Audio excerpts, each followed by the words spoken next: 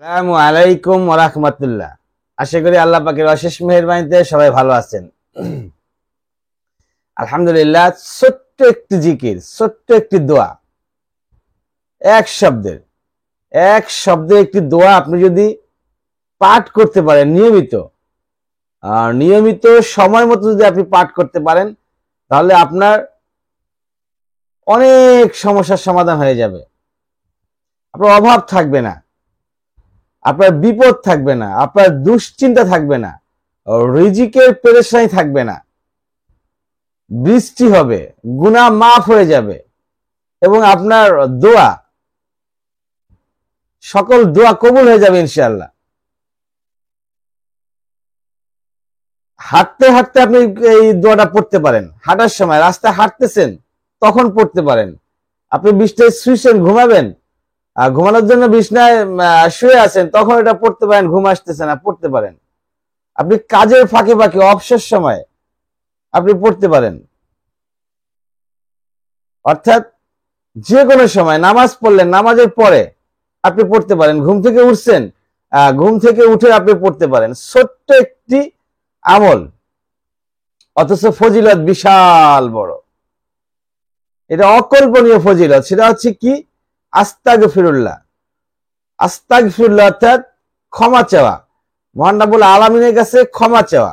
পৃথিবীর প্রত্যেক নবী, এমন কোন নবী নাই, এমন কোন রাসূল নাই যারা মহান রব্বুল আলামিনের কাছে ক্ষমা চায় নাই, প্রার্থনা করে নাই। অথচ আমরা ক্ষমা চাই না। আমাদের ক্ষমা চাইতে লজ্জা লাগে।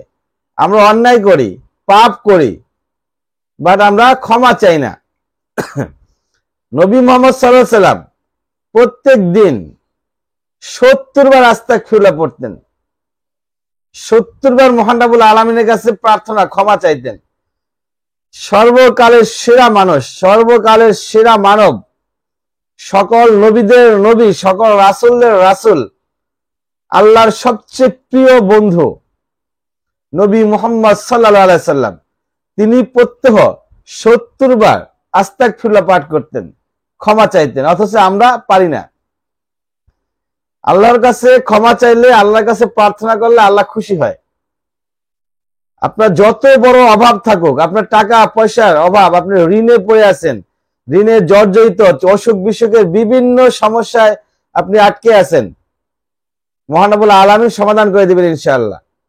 আপনার রিজিকের পেরেশানি, আপনার খাবার দাবার ঠিকঠাক মতো আসছে না, আপনি পোশাক আশাক কিনতে পারতেছেন না, আপনার ভালো চাকরি নাই, সমাজে আপনার একটা সম্মান নাই, ভালো একটা মর্যাদাপূর্ণ স্থানে আপনি সমাজে নাই, আল্লাহ পাক আপনার ব্যবস্থা করে দিবে ইনশাআল্লাহ। আপনার টেনশন, দুশ্চিন্তা, টেনশনের কারণে আপনি রাত্রে ঘুমাতে পারতেছেন না, ট্যাবলেট খেয়ে আপনার ঘুমাতে হয় রাত্রে বেলা, আর ট্যাবলেট খেতে হবে না, কোনো প্রকারের দুশ্চিন্তা থাকবে না, কোনো প্রকার টেনশন থাকবে না, আরামের ঘুম হবে ইনশাআল্লাহ।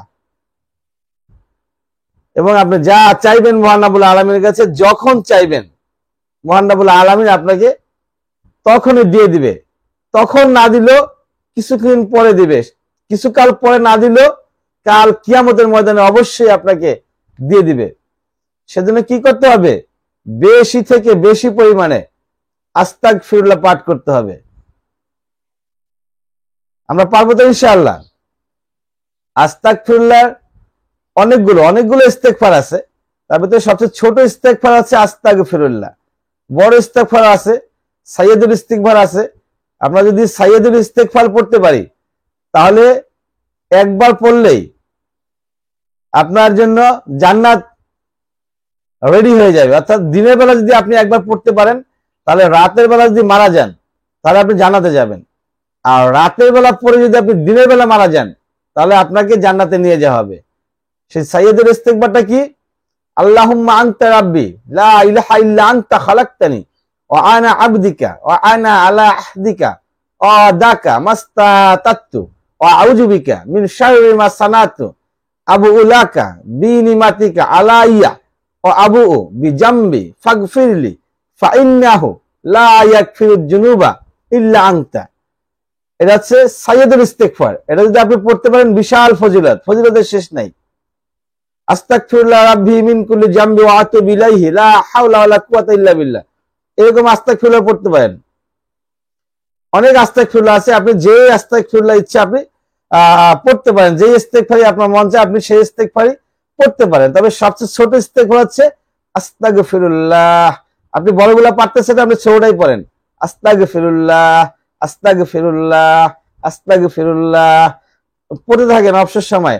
ইনশাআল্লাহ মহান রব্বুল আলামিন আপনার সকল প্রকারের পেরেশানি দূর করে দিবেন। ওয়া আখির দাওয়ানা আলহামদুলিল্লাহি রাব্বিল আলামিন।